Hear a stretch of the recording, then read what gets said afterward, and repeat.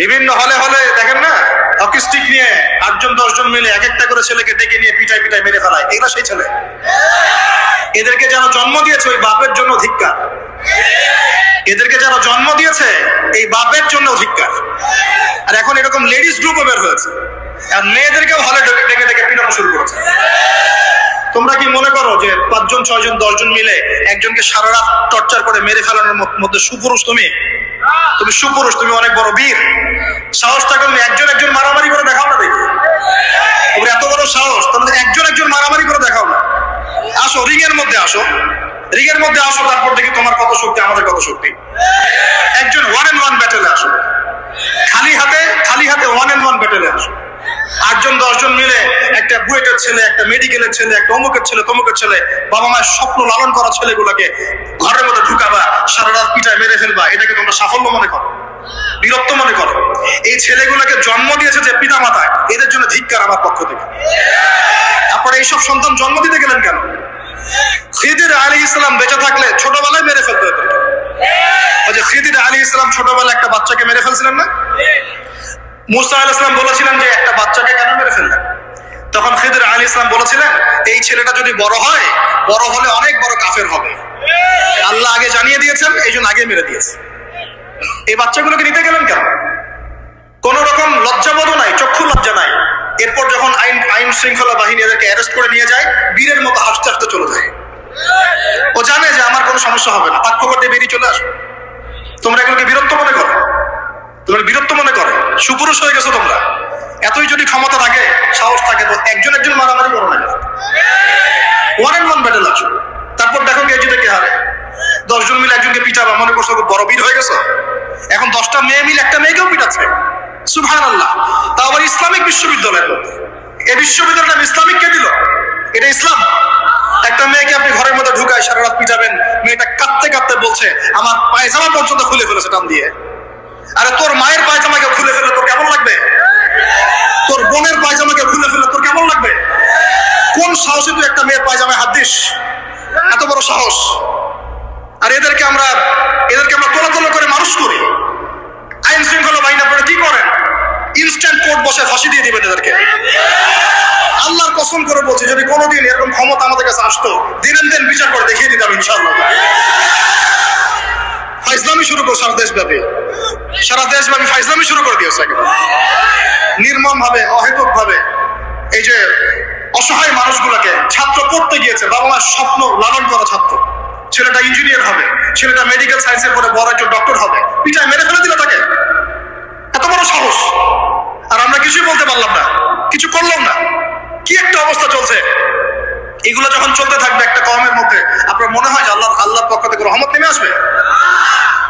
লা ইলাহা ইল্লাল্লাহ বলা একজন মানুষ যদি বেঁচে থাকে, ওই একজন মানুষের সম্মানে আল্লাহ পাক কিয়ামত দিবে না ইনশাআল্লাহ। সে একজন মানুষকে এভাবে নির্মম ভাবে পিটিয়ে মেরে ফেলো তোমরা। এখন মানুষকে পেটানো শুরু করেছো।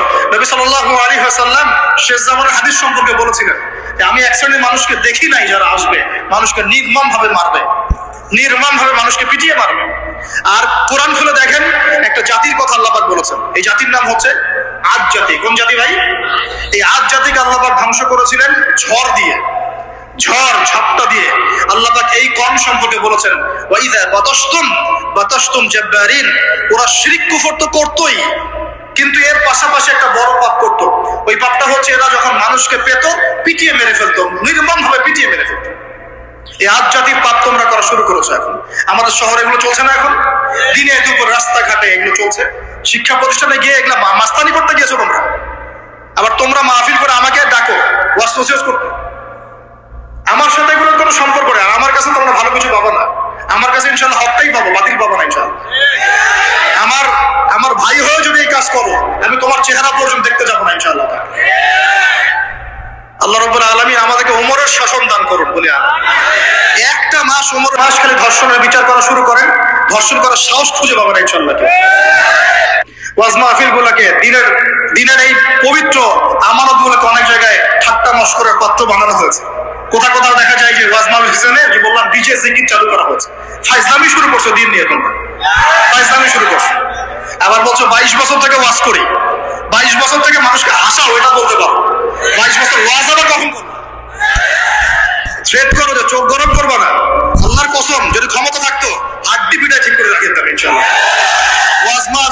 মঞ্চকে বসে তোমরা ডিজে জিকির বানাবা, এখানে ওয়াজ মাহফিলে ডিজে জিকির শিখাবা, মানুষকে বাউল বানানো শুরু করেছো, গাল গল্প কেচ্চা কাহিনী শুরু করেছো।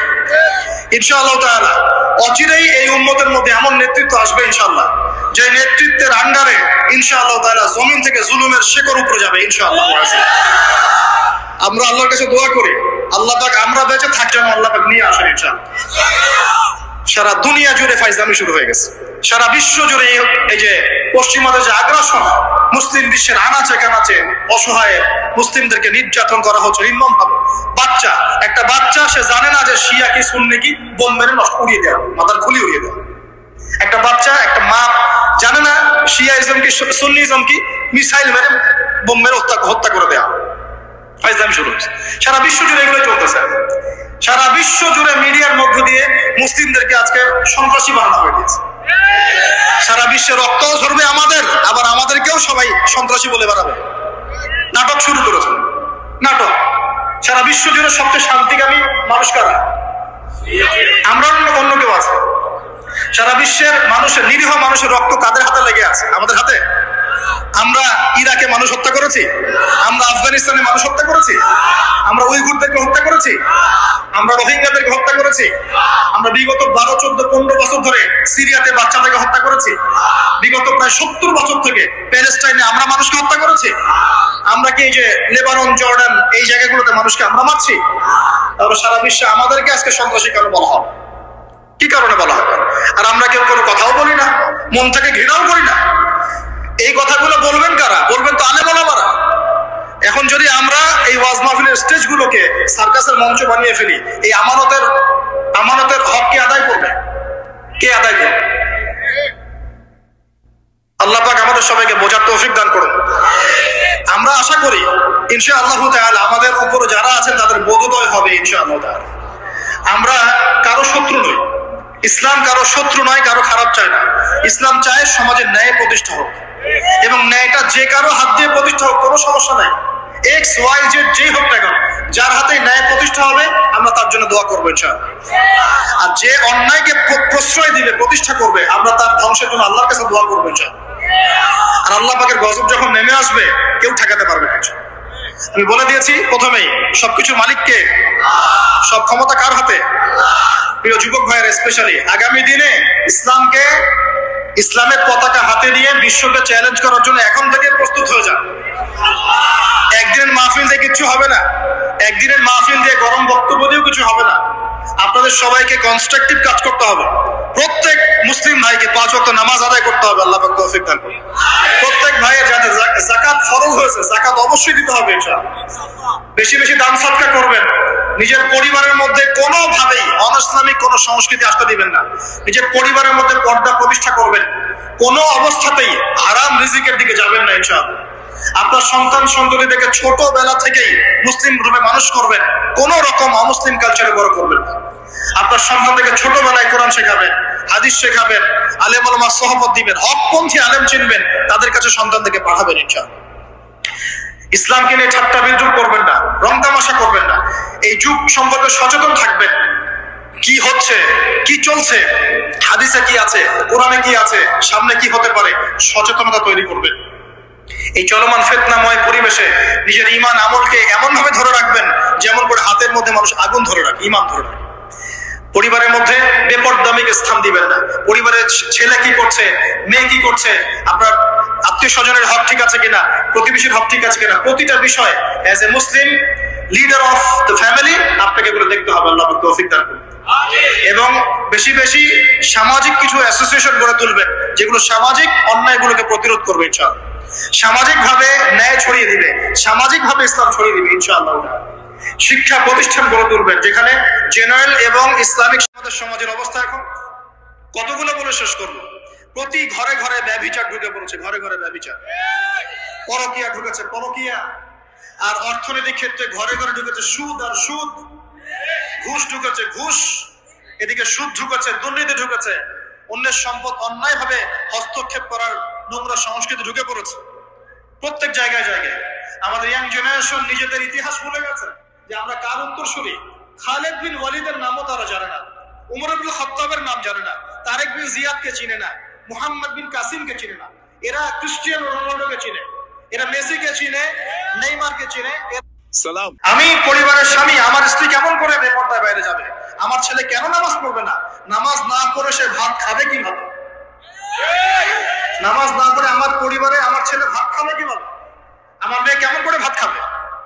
অতএব পরিবারটাকে শক্ত করেন, হালাল খান, সামাজিক ভাবে ইসলামটাকে এগিয়ে নেন, ইনশাআল্লাহ দেখবেন একদিন বড় পরিসরে ইসলাম কায়েম হয়ে যাবে। আর আমরা কারোর জন্য বদদোয়া করব না, আমরা দোয়া করব আল্লাহ পাক যেন ঊর্ধ্বতন কর্তৃপক্ষ সবাইকে হেদায়েত দান করে এবং অন্যায়ের বিরুদ্ধে দাঁড়ানোর তৌফিক দান করে এবং তাদের হাতে হলেও আল্লাহ পাক যেন ন্যায় প্রতিষ্ঠা করার তৌফিক দান করে। আর ন্যায় কোনটা ন্যায় কোনটা অন্যায় এগুলো এসব প্রোটেস্ট্যান্ট মুসলিমরা আপনাদেরকে শেখাতে পারবে না। যারা ইসলাম, কোরআন, সুন্নাহ, সমকালীন বিশ্ব ইতিহাস, অর্থনীতি, সংস্কৃতি, দেশীয় কালচার সব সম্পর্কে জ্ঞান রাখে, এই মানুষরা আপনাকে বলতে পারবে কোনটা সত্য কোনটা মিথ্যা, কোনটা হক কোনটা বাতিল। একজন কবর পূজারী আপনাকে কি হেদায়েত দিবে? একজন মাজার পূজারী আপনাকে কি হেদায়েত দিবে? একজন বেদাতি আপনাকে কি হেদায়েত দিবে? হেদায়েত তো নিতে যান খালি ওদের কাছে, আর জ্ঞানী মানুষকে তো মূল্যায়ন করেন না। যারা বুদ্ধি বিক্রি করে খায় ওদের কাছে পরামর্শ নিচ্ছেন। আর কিছু বিষয় বলতে বলতে মুখের ফেনা উঠিয়ে দিলাম, তারপরেও কোনোদিনও বললেন না যে হ্যাঁ কথাটা গ্রহণ করা যায়। কি আশ্চর্য!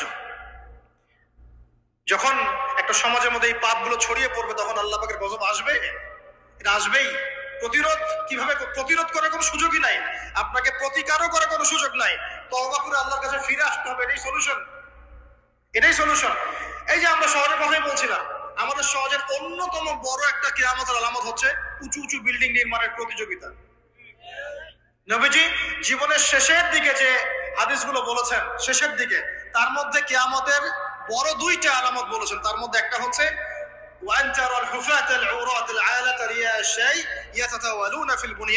যখন দেখবে সমাজের সবচেয়ে নিম্ন শ্রেণীর মানুষেরা, রাখাল টাইপের মানুষ, গায়ে জামা নাই, পায়ে স্যান্ডেল নাই, উঁচু উঁচু বিল্ডিং নির্মাণের প্রতিযোগিতা করছে। ধনীরা বিল্ডিং নির্মাণ করবে এমনটা নবীজি বলেন নাই।